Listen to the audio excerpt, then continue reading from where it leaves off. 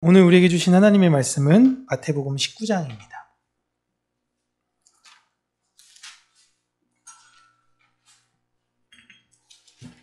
마태복음 19장 23절에서 30절 우리 함께 읽도록 하겠습니다. 예수께서 제자들에게 이르시되 내가 진실로 너희에게 이르노니 부자는 천국에 들어가기가 어려우니라. 다시 너희에게 말하노니 낙타가 바늘기로 들어가는 것이 부자가 하나님의 나라에 들어가는 것보다 쉬우니라 하시니 제자들이 듣고 몹시 놀라 이르되 그렇다면 누가 구원을 얻을 수 있으리이까? 예수께서 그들을 보시며 이르시되 사람으로는 할 수 없으나 하나님으로서는 다 하실 수 있느니라. 이에 베드로가 대답하여 이르되 보소서 우리가 모든 것을 버리고 주를 따랐사온데 그런즉 우리가 무엇을 얻으리이까? 예수께서 이르시되 내가 진실로 너희에게 이르노니 세상이 새롭게 되어 인자가 자기 영광의 보좌에 앉을 때에 나를 따르는 너희도 12 보좌에 앉아 이스라엘 12 지파를 심판하리라. 또 내 이름을 위하여 집이나 형제나 자매나 부모나 자식이나 전토를 벌인 자마다 여러 배를 받고 또 영생을 상속하리라. 그러나 먼저 된 자로서 나중되고 나중된 자로서 먼저 될 자가 많으니라. 아멘. 오늘은 내 생각대로 라는 제목으로 하나님의 말씀을 우리 사랑하는 성도님들과 함께 나누도록 하겠습니다. 예수님께서 23절에 이렇게 말씀하셨어요. 부자는 천국에 들어가기가 어렵다 라고 말씀하셨습니다. 그렇다면 우리는 생각해 보는 것이 부자는 어떠한 사람이 부자인가 라는 것입니다. 누가 부자죠? 여러분은 부자이신가요? 얼만큼 가지고 있으면 부자일까? 얼만큼 영위하고 있으면 부자일까? 라는 기준으로 놓고 볼 때 대한민국은 선진국입니다. 그죠? 대한민국은 선진국이에요. 전 세계에 자기 이름으로 된 통장을 보유하고 있는 사람이 몇 퍼센트 되지 않습니다. 대한민국에서는 통장을 개설하신 분들이 개설하지 못한 사람보다 더 많아요. 대한민국은 굉장한 선진국이고 다른 나라에 볼 때는 무슨 아무리 허름한 집에 산다고 하여도 다른 나라에선 감히 상상할 수 없을 만큼의 놀라운 부를 가지고 있는 나라입니다. 그럼 대한민국에 태어났다라는 이유로 대한민국 사람들은 천국에 갈 수 없는가라는 것이죠. 그런 개념이 아닌 거라고 제가 반복적으로 말씀을 드렸습니다. 부자는 돈이 많은 사람을 국어사전에선 이야기하지만 성경에서의 부자는 절대 돈이 많은 사람이 기준되어지지 않아요. 아브라함 얼마나 많았습니까? 이삭, 야곱, 욥, 다윗, 솔로몬 어마어마한 부자들이었습니다. 그들은 다 천국에 못 갔나요? 그렇지 않습니다. 그런 이야기를 하고 있는 거예요. 그런데 가끔은 너무나 성경의 단어를 고지 곧대로 이야기하는 것 같아서 많은 혼란을 주는 것 같아요. 지금 기독교에 직면한 가장 큰 문제는 이런 신학에 관련된 실종입니다. 신학이 사라졌어요. 신학이라는 내가 살아가는 이유에 관한 내용을 확립하고 내가 체계적으로 그것을 이해해서 명확하게 사람들한테 증명하는 것이 귀찮은 시대가 되었습니다. 이런 시대 속에 교회에 나오는 것 자체는 이미 기적으로 여기고 나오는 것으로도 너무 감사한 시대가 되었어요. 교회라는 공동체가 주는 유익이 무엇이냐? 이 한마디로 주변에서 우리를 이야기합니다. 왜 교회에 가냐? 교회 가면 뭐 좋아? 왜 교회에 가?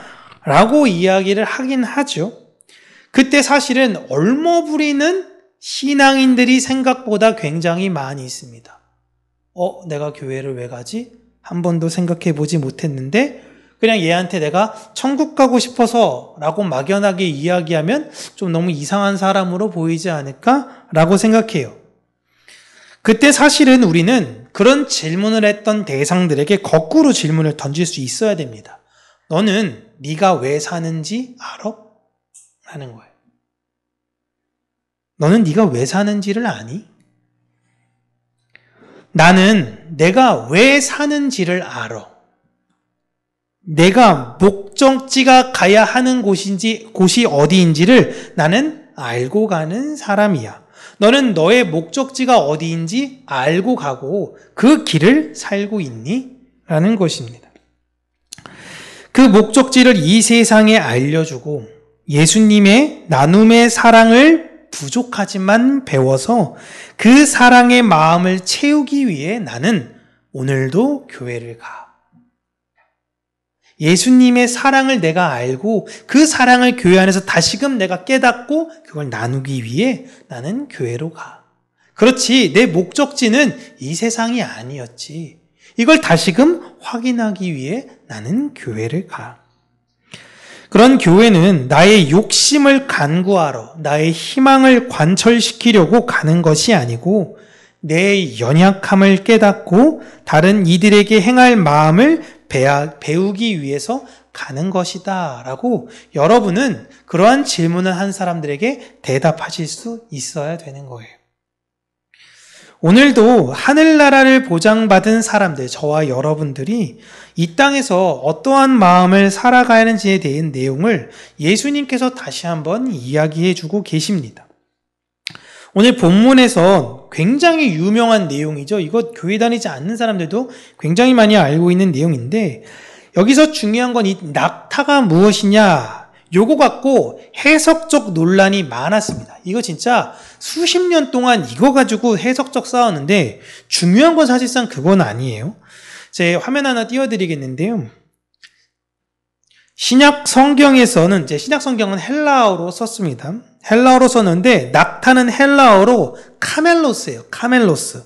그래서 영어에서는 이 앞에 두 단어 카멜 따서 영어로 낙타가 카멜, 캐멀입니다. 카멜이에요. 근데 밧줄이라는 단어는 카밀로스라는 단어예요. 한 글자만 다르죠. 카멜이냐 카밀이냐 이 차이입니다. 근데 성경이라는 게 여러분 지금처럼 프린트물이 너무 잘 돼 있고 이런 게 아니라 다 필사를 했어요. 필사를 하고 양피지가 오래되다 보면요. 이게 우리나라처럼 있어도 이게 희미해질 수가 있어요. 점이 찍힌 거야, 안 찍힌 거야, 받침이 있는 거야, 없는 거야 하다 보니까 이게 책이 흐려지면서 원래로는 카밀로스라고 썼는데 이걸 카멜로스라고 번역을 해버린 거예요. 그러니까 원래 예수님은 밧줄이다 라고 얘기했는데 뒤에 후대 사람들이 이건 카멜로스야, 이건 낙타 이렇게 해서 지금 낙타가 바늘귀로 들어갔다 라고 주장하는 사람들이 있어요. 이해되시죠? 그러니까 그들은 원래 원어로는 낙타가 아니라 밧줄이야 라는 걸 주장하고 싶은 겁니다. 좋은 해석이에요. 좋은 해석인데 이 카밀로스라는 단어를 가만 보면 이 밧줄이 우리가 알고 있는 무슨 새끼를 꼬는 그런 줄이 아니라 배에 쓰는 정박용으로 쓰는 엄청 두꺼운 밧줄입니다. 이 두꺼운 정박용 밧줄의 의미로 어부 출신들이 많았던 예수님의 제자들에게 이 비유를 들었다라는 것은 그냥 납득이 충분히 될 수 있는 것입니다. 그리고 아마 여러분들이 이런 해석도 들어보셨을 거예요. 예루살렘에는 여러분 바늘귀 문이라는 것이 있었다라는 해석이죠. 들어보셨나요? 저 지금 처음 듣는 건 아니시죠? 네. 바늘귀 문이 있었다라는 해석입니다. 사실 이 바늘귀 문은 정확하게 어딘지 몰라요. 제대로 된 문서도 없습니다. 그러니까 흔히들 이 바늘귀 문은 어떤 것이냐면 문이 아주 좁은데 그 좁은 문을 우리나라는 뭐라고 비유하죠? 작은 구멍과 같은 문을 개구멍이라고 얘기하죠. 야, 그쪽 가면 개구멍이 있을 거야. 거기 개가 드나들이는 구멍이 아니죠. 사람도 거기서 왔다 갔다 할 수 있는 그런 문을 개구멍이라고 얘기해요. 이걸 여기서는 바늘귀 문이라고 이야기한다고 하는데 하나 더 넘겨주시면 보이시나요?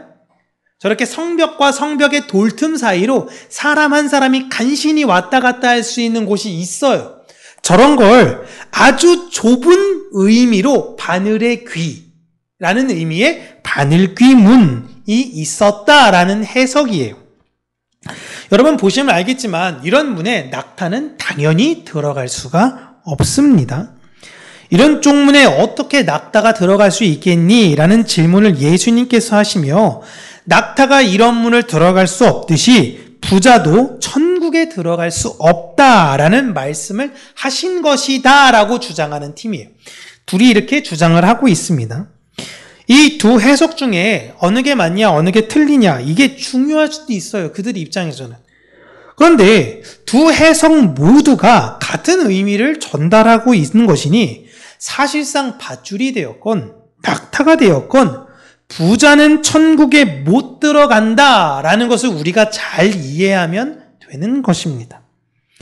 그런데 지난번 우리가 부자 관리를 이야기하면서 이제 누가복음에 대한 내용도 함께 나누었습니다. 누가복음에 대한 내용을 지지난주에 우리가 이야기한 걸 이야기하면 부자 관리는 천국에 들어가지 못했어요. 왜 못 들어가게 됐죠? 제가 성경 문제에도 이렇게 주관식으로 썼었죠.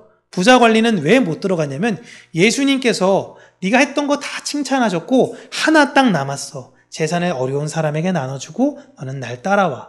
그러니까 그 사람이 예수님 따라가는 걸 포기했습니다. 그래서 그 뒤에 이 이야기를 하고 있는 거예요. 자, 부자는 천국에 못 들어가. 낙타가 바늘귀에 들어가는 게 차라리 더 나을 거야 라고 이야기를 하시는 거예요. 아, 그럼 부자는 아무도 천국에 들어가지 못하는구나 라는 생각을 할 때 아니야, 부자도 들어갈 수 있어 라는 걸 바로 보여주는 게 누가복음 18장 이후인 19장에 부자인 삭개오의 내용이 나왔다라는 것을 말씀을 드렸어요.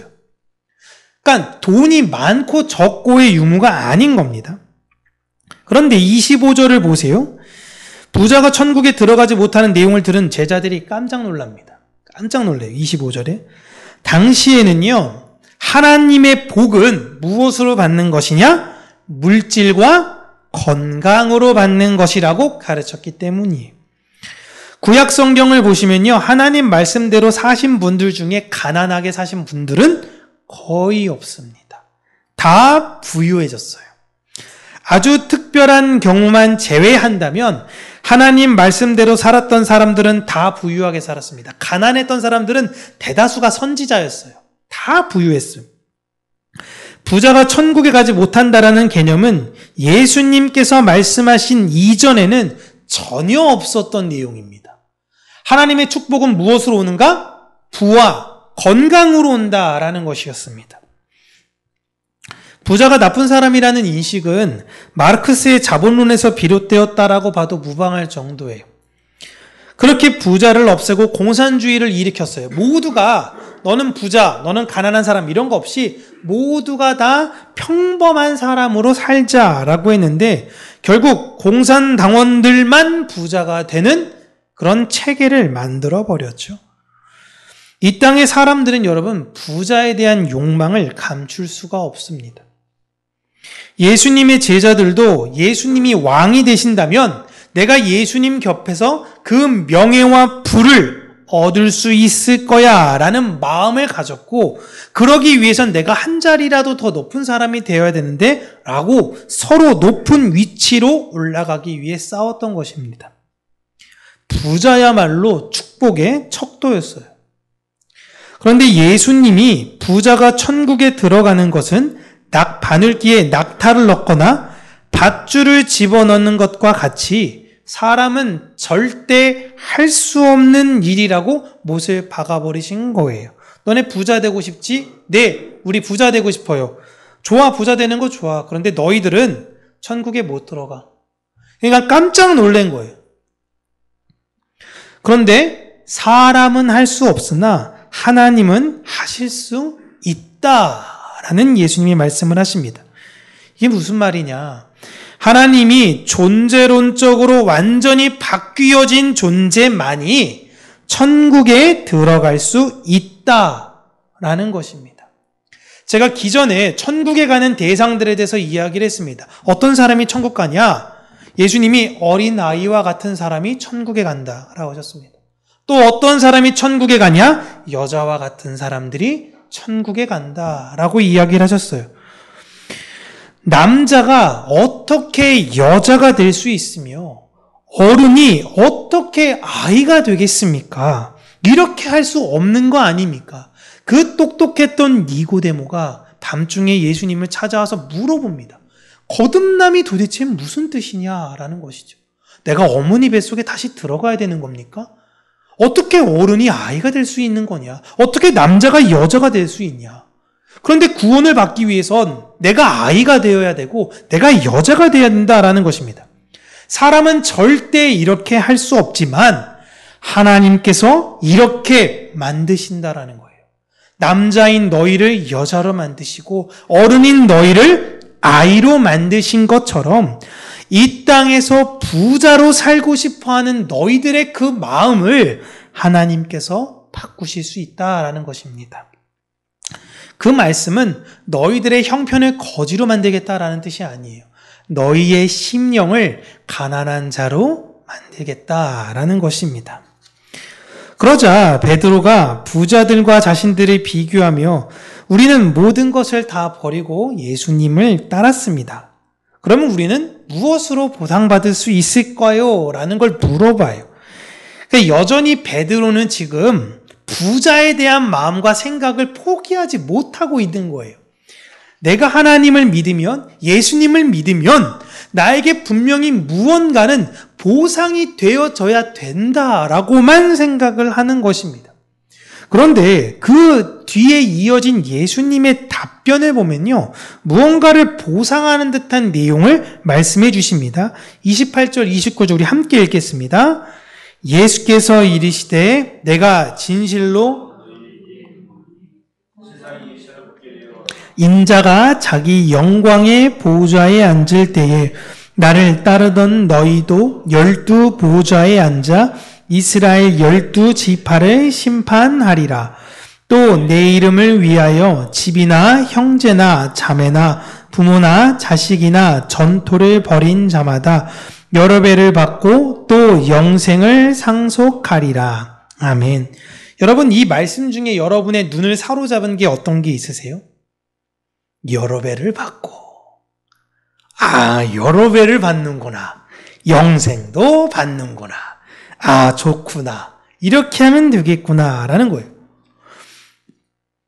이런 말씀을 하시면 보상이 당연히 있을 거라고 생각할 수밖에 없습니다. 잘 들으셔야 돼요. 예수님께서 말씀하신 이 의미는 너희들은 지금 부모도 버리고 땅도 버리고 모든 것을 버렸다라고 생각하는데 지금 온전히 버리게 되는 것이 사실은 아니에요.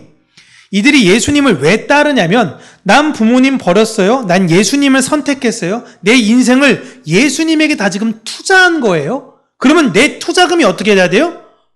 나한테 돌아와야죠. 그래야지 이게 되는 거잖아요. 그러니까 이 사람들은 지금 선택을 한 거지 버린 게 아니라 한쪽에 대해서 다른 것들을 베팅한 것입니다. 예수님께서 왕이 되실 것을 이 제자들은 기대하고 있어요. 그리고 그렇게 믿고 따라가고 있는 것입니다.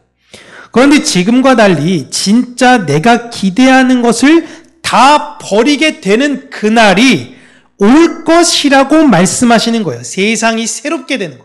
너희들이 갖고 있는 세상이 완전히 바뀌어버릴 거야. 내가 가지고 있던 생각, 내가 바라봤던 이 생각이 완전히 바뀌어버리는 새로운 것들을 너희들이 경험하게 될 거야. 완전히 바뀌는 걸.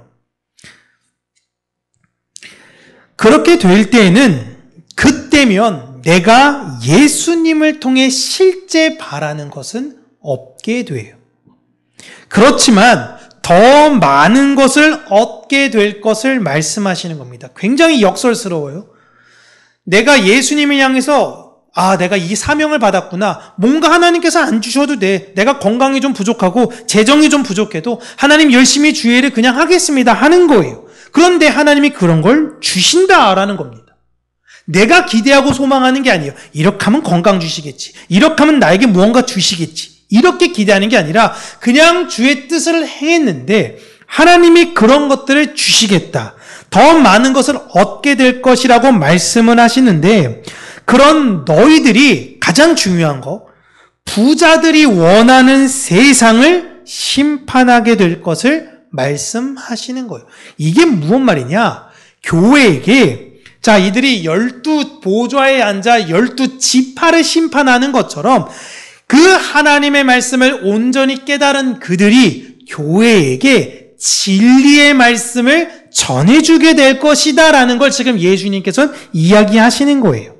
처음으로 돌아가서 사람들의 생각은요, 부자는 하나님에게 복받은 사람이라고 이야기합니다. 하나님만 쏙 빼요. 이 세상에서도요, 돈 많이 번 사람은 복받은 사람이라고 생각을 해요. 이렇게 내 생각대로 판단하지 말라는 것입니다. 부자는 복받은 사람, 이게 아닌 거예요. 그게 아닐 수 있다라는 것입니다. 예수님의 마지막 말씀을 보세요. 먼저 된 자가 나중이 되고 나중 될 자가 먼저 될 자가 많을 것. 이 이야기를 하십니다. 이 말씀은 예수님께서 너희들의 생각을 바꿔야 하는 것을 말씀을 하시는 거예요. 너희들이 생각하는 부자, 너희들이 생각했던 구원, 너희들이 생각하는 하나님의 뜻, 이게 하나님의 뜻이겠지? 그건 절대 이루어지지 않아요. 다시 한번 말씀드리면 사람에게 포착되어지는 하나님의 뜻은 하나님의 뜻이 아니에요. 하나님은 우리가 예측할 수 없으시는 분이에요. 제자들에게 너희들 지금 서로 높은 자리 차지하려고 애쓰고 있지? 그런데 나중에 너희들이 내가 이게 무슨 말을 했던 건진 깨달아 알게 될 때가 올 거야 라고 말씀하십니다. 마태가 이 복음서에, 마태복음에 왜 교회에게 이 내용을 적어서 알려주는 것일까요? 열심히 봉사하고 헌금하고 충성하면 하나님이 축복해주는 사람이 되어 다른 이들보다 더 부자가 된다라는 내용을 적는 것이 아니라 그 정반대의 내용을 적은 것. 여러분 그렇게 생각하시면 안 됩니다. 여러분 그렇게 생각하시면요, 우리가 예수님 쫓아다니면서 생각했던 것과 똑같은 건데요, 우리가 성령님께서 오시고 훈련받으면서 그것이 아니라는 것을 알게 됐습니다.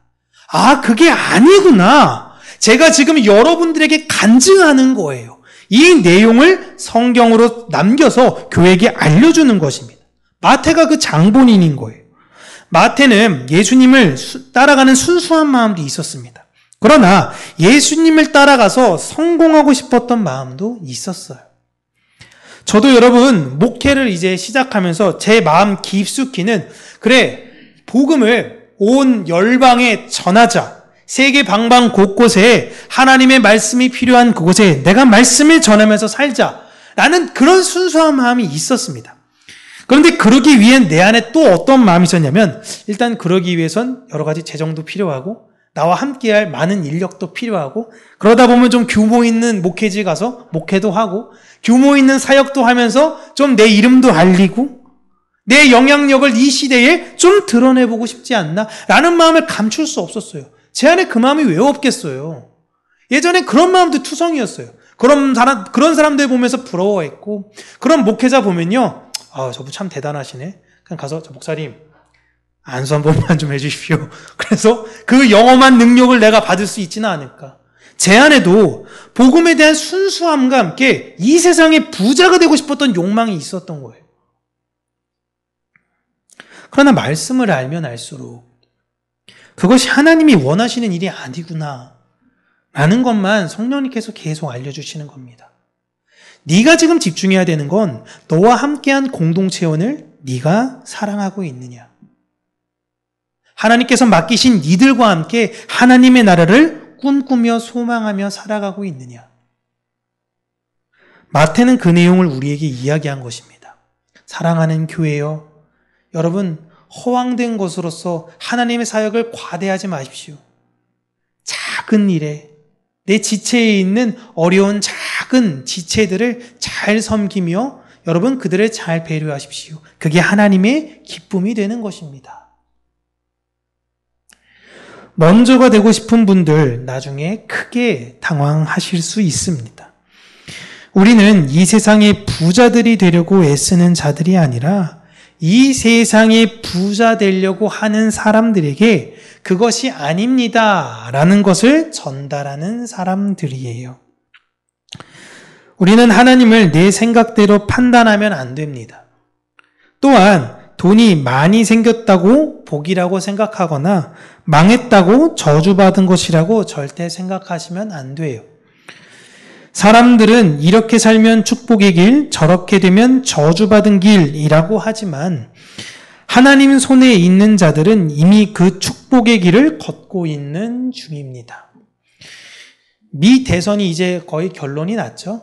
보니까 트럼프가 대통령이 될 것 같습니다. 세상 사람들은 지금 다 세계의 정국이 어떻게 흐를까 전전긍긍하며 두려워 떨고 있지만 세상은 여러분 사람들의 뜻대로 되어지지 않아요.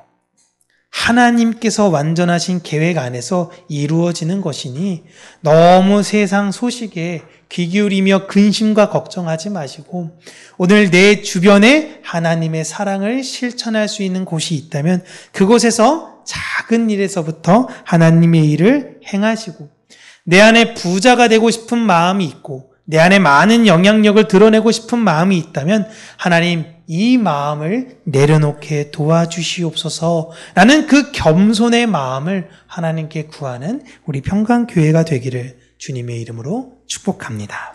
기도하겠습니다.